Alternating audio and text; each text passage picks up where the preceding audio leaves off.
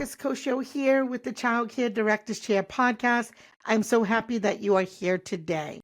We are going to talk about going from overwhelmed to empowered. We're going to talk about how child care directors can support their teams because we know that our teams are overwhelmed. And I'm sure you could be a little overwhelmed too. There is so much going on in our industry right now, and childcare leaders really have to step up our game. So we're gonna, talk about how we can maybe prevent some burnout, how we can manage overwhelming workloads. With the staggering 50% of early childhood educators are reporting feelings of burnout.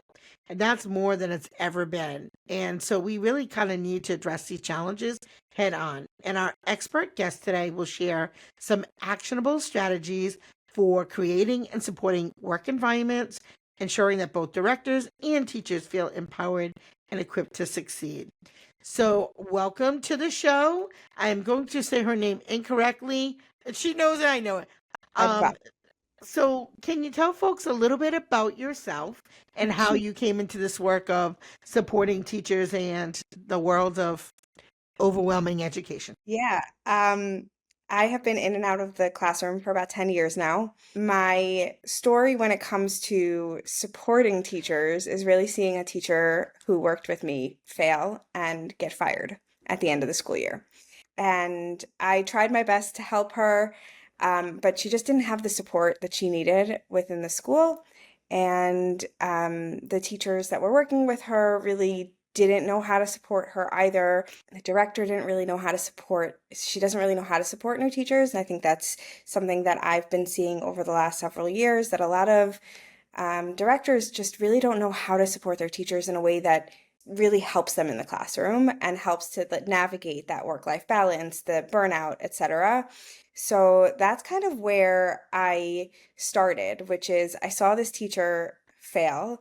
I was also one of those teachers who failed, and I wanted to empower new teachers. And when the rates just kept kind of scaling up further for all teachers across the board, where teachers after 1, 2, 3 years were leaving because they just couldn't handle the burnout.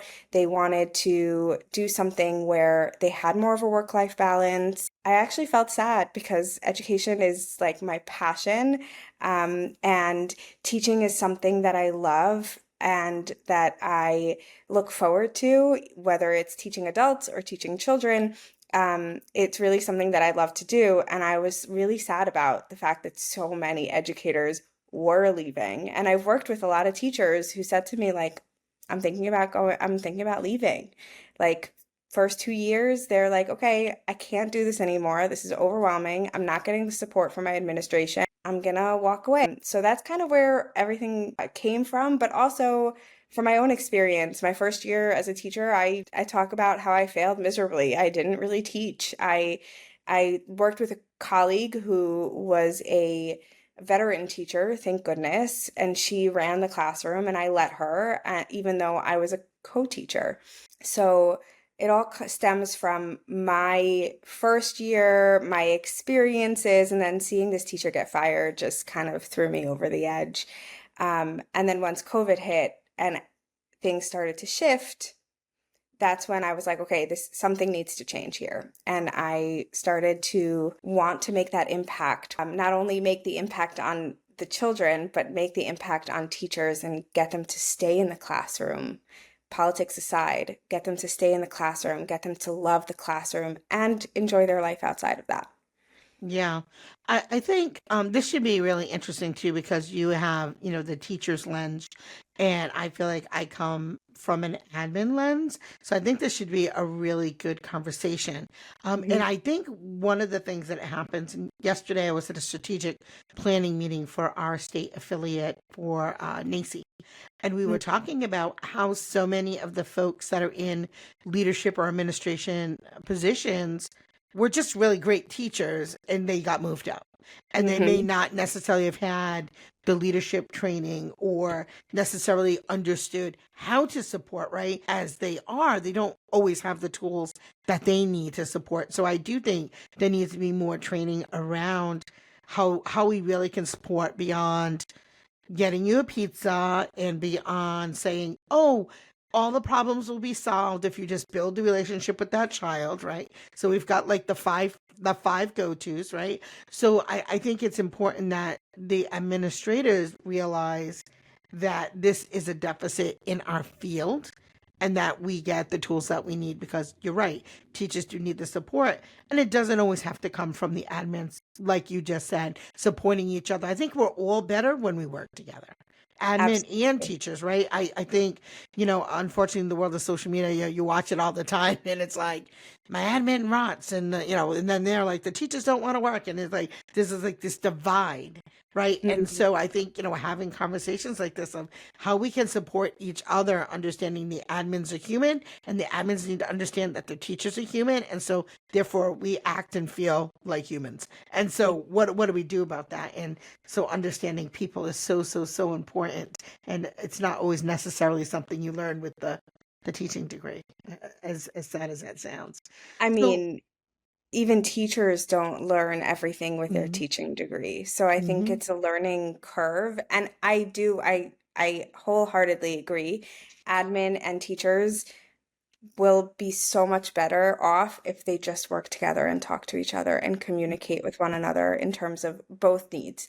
Because I have been on the admin side. I was yeah, on the admin side for a very short time. When I say like teachers need support, I don't mean necessarily from the admin. The admin mhm, don't necessarily have time to be able to put that support in. They yeah, have a million and one other things to do.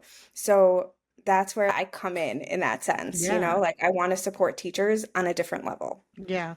And it's funny, you had used the word co-teacher, and I think wouldn't it be cool if we started using words like co-supporter?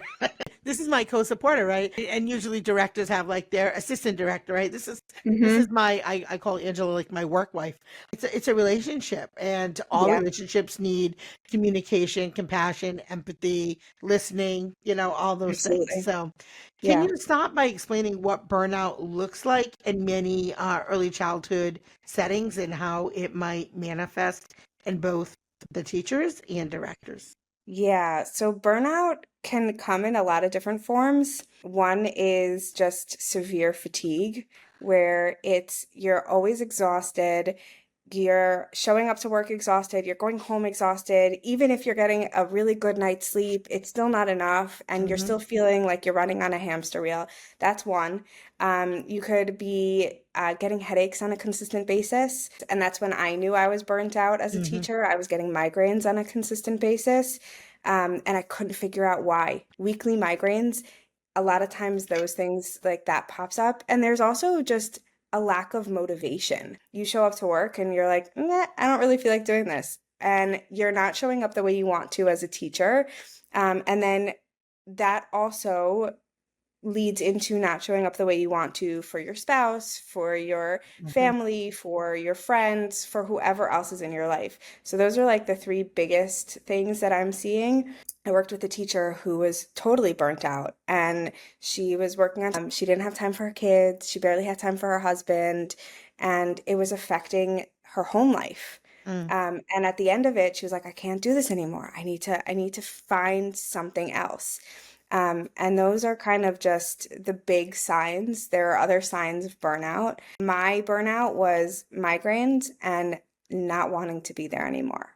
Just Yeah. wanting to step away, walk away, never look back. So what, how do you turn that around? Because I'm sure there's people listening to this podcast right now going, girl, I can relate. I'm not sure I'm going into work tomorrow, you know? So how did you like, because that's a mindset thing for sure. Yeah. How did you train your brain, for lack of better words, train your brain to say, you know what, no, I'm not gonna cave in. I'm not gonna give up. And I'm gonna turn this around not only for myself, but those in my circle of influence. So when I had those severe migraines, I knew I needed to change something.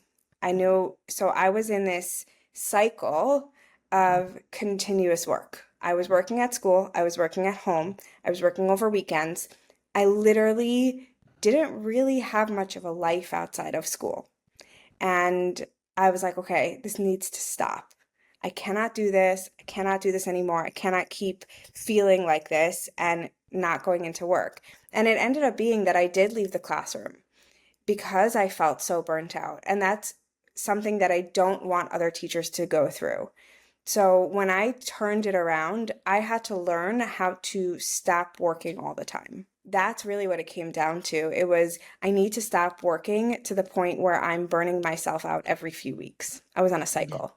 And that was the big change. But for a lot of teachers, it's like, but I have 33 things to do.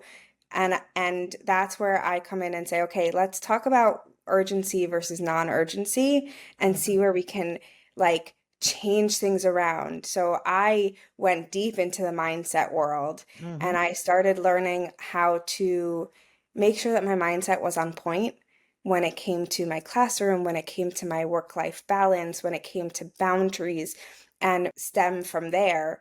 And I also had to learn how to slow down. Mhm. I live in the New York metropolitan area. I live 20 minutes from New York City. Mhm. So I'm used to fast paced, always working. And in the States, it's the hustle culture. You get rewarded for hustling. And I had to learn to not hustle anymore. Yeah. I'm an East Coast girl too. Yeah, there you go. So let's talk about, because folks that listen to the show, they love to get in, get their golden nuggets, and leave.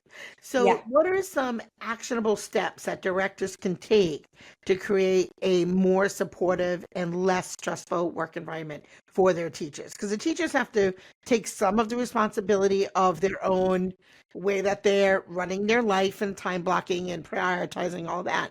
What can directors do for the things that teachers can't control, right? Teachers can't control what their bosses do. So talk to the bosses for a minute. What Yeah. can they do? Because a bubble bath is not going to fix it.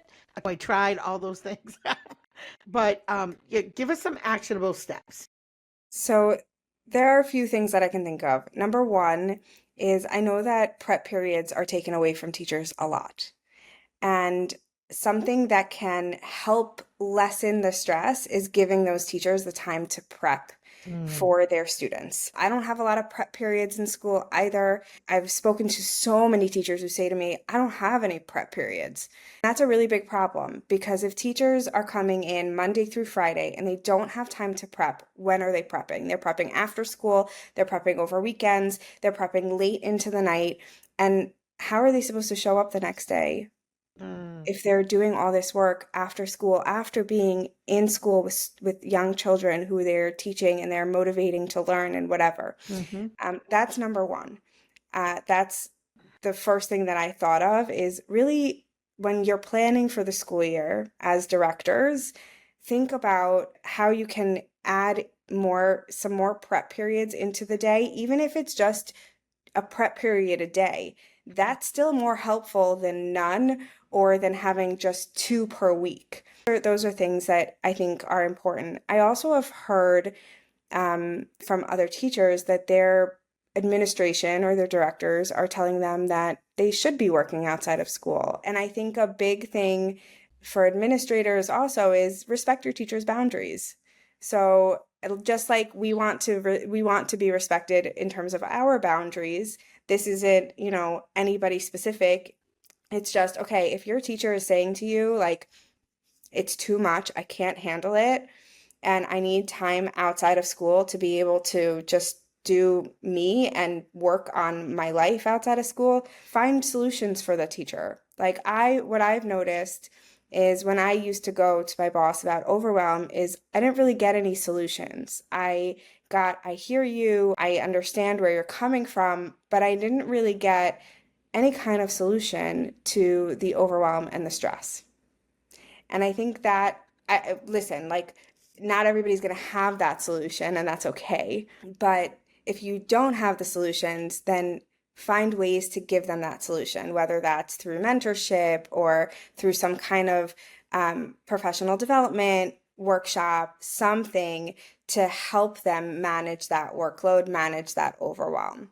And then one more thing that I could think of is in terms of professional development, and I know you had questions about that as well, is get feedback from your teachers about the professional development. Ask them what they got mm, from it, if they found it useful, what they want to hear Yeah. in professional development, it's so important that teachers get what they need inside of that professional development. And a lot of times, from what I've noticed, is professional development isn't always Mhm. helpful, isn't always something that teachers can implement into the classroom. It doesn't always relate. And especially as early childhood educators, we go to professional development, and a lot of times those professional development workshops are not even for us. They don't relate to us. So it really depends on the PD. And that's why I say, like, get feedback from your teachers. Ask them what they want to hear about, what they want to learn, what kind of environment they want in a professional development workshop that come to mind to help ease that burnout, ease that stress. And with new teachers, get them a mentor. Get them a mentor that they can talk to, that they can get support from, that they can really rely on. I've seen so many teachers on like Facebook groups saying, my mentor is great, but I don't have any time. We don't have any time to meet. They're too busy. They don't know my specialty that I'm working on with my kid. Make sure that the mentorship is good and tight. And if you don't provide that mentorship program, then give them the opportunity to invest somewhere else so that they can get that mentorship. Even if, like, I know that there are budgets for that kind of stuff. So, like, think about those kinds of opportunities where you can hire someone outside to help those new teachers. Yeah, that's good advice too. And I think, when you're on the other side of the desk and if somebody comes to you and they're overwhelmed, and like you said, that I hear you and all of that, maybe asking that teacher too, what does a good solution look like to you? Because what I think might be the solution might not be what you think is a solution. So Yeah. maybe ask them, what would they like the end result to be? What would that dream support look like? And maybe, because for somebody it might be, I need prep time. For someone else it might be, I want to work a 4-day week because I need 1 day to recharge. And prep time is not recharge time, right? That's Yeah. still work. And so maybe asking that teacher, not only I hear you, writing down the problem, because I'm very solution based, what do you hope the outcome looks like? You can get a better understanding of what it is they're really asking you, because sometimes the way we interpret it may not necessarily be what they really need. And I love too what you brought up about the PD.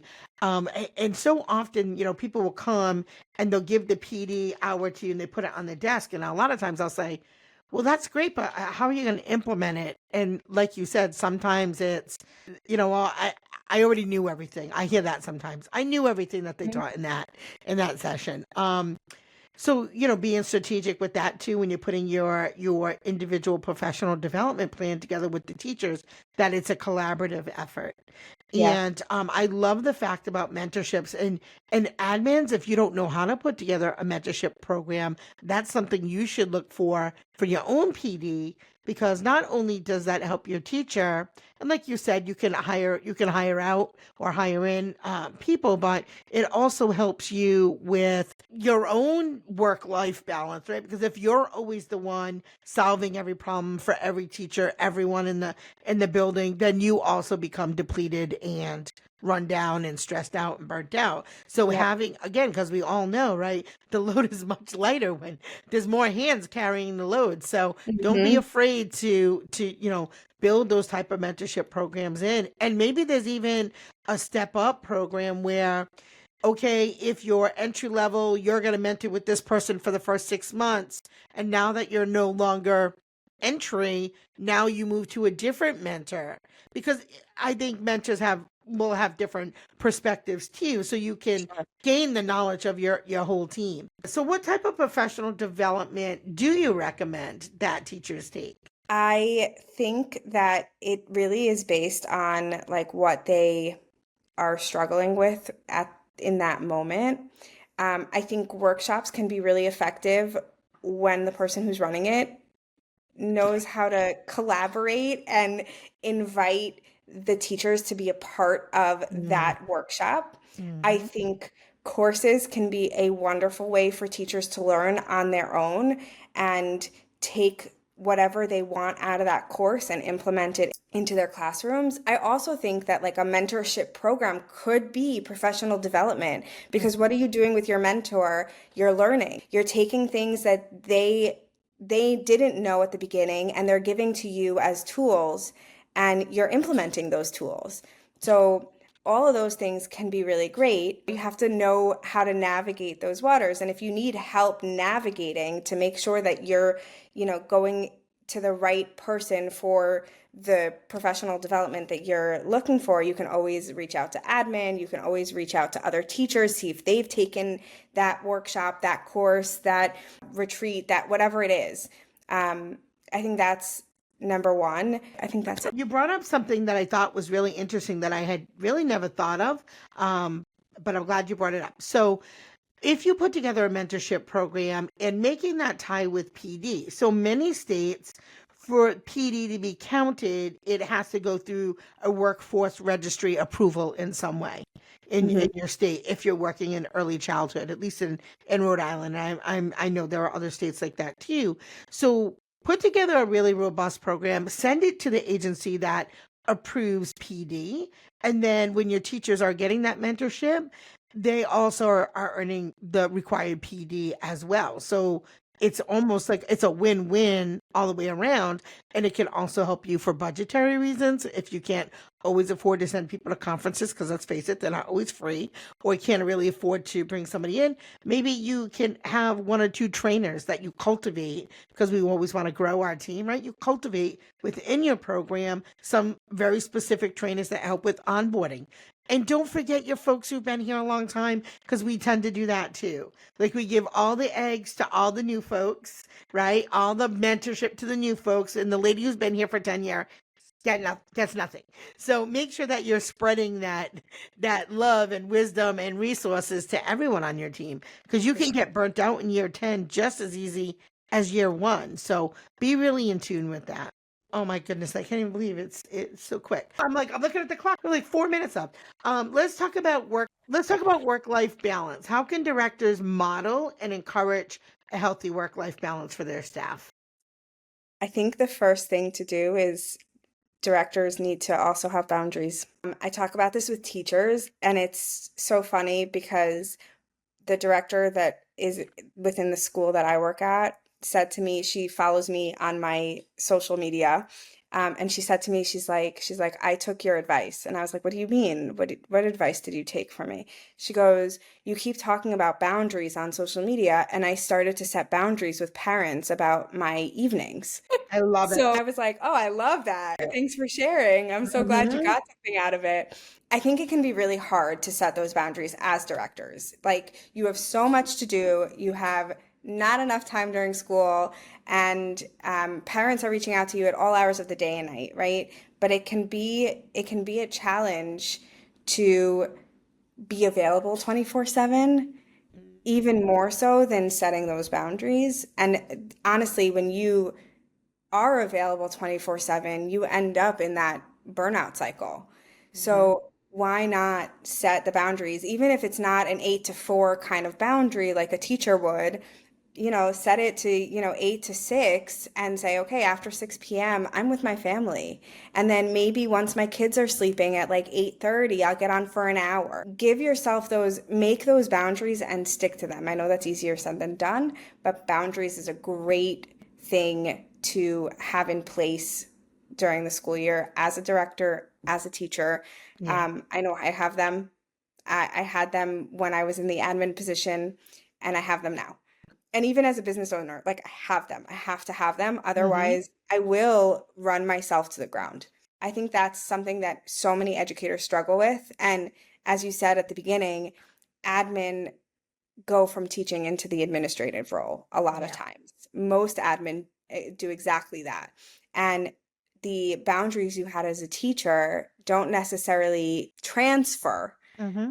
when it comes to being a director. So you have to find, your happy medium to help that. And those boundaries will create that work-life balance for you. So even if you are working long hours as a director, you have a stopping point. You Hmm. are there with your family. You're not on your phone. You're not answering emails. You're not doing any of that stuff. You're being present. Even if that means that you need to get back on for an hour at 8:30 at night once your kids are sleeping. So you have a podcast. Tell folks what's the name of your podcast, your socials, and I knew this would be a awesome conversation that we probably could have booked for an hour. So I am so sorry about that.